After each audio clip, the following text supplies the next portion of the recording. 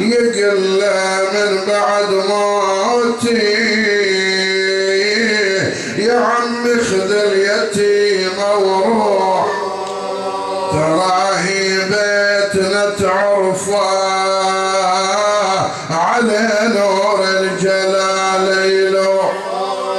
ما غير اليتامى بيه وحريم بنواعي ونوح دار الوفد دار الضيف دار الفخر من هاشم يقل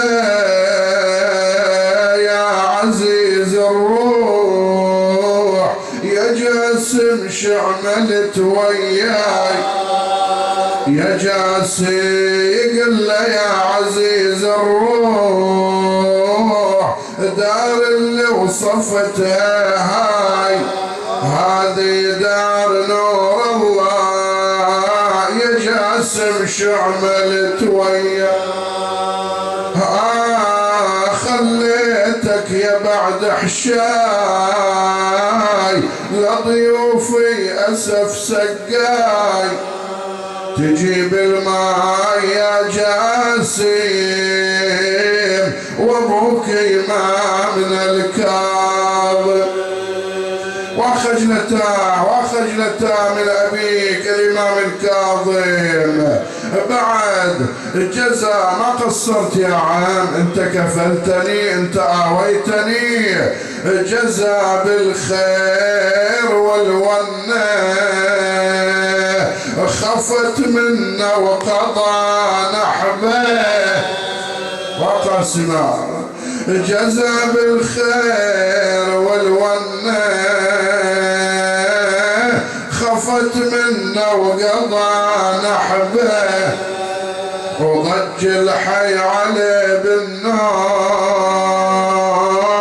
والكل صرخ بالندبه تجهز واندفن ويلا يا ابن موسى برض ضربه ونصب على 7 أيام شبل المرتضى مات إلى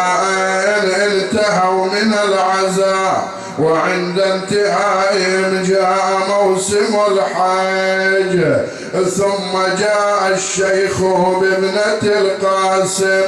إلى المدينة صارت تمشي أمامه إلى أن وقفت على باب الدار صارت تنادي وأبتاه ومصيبته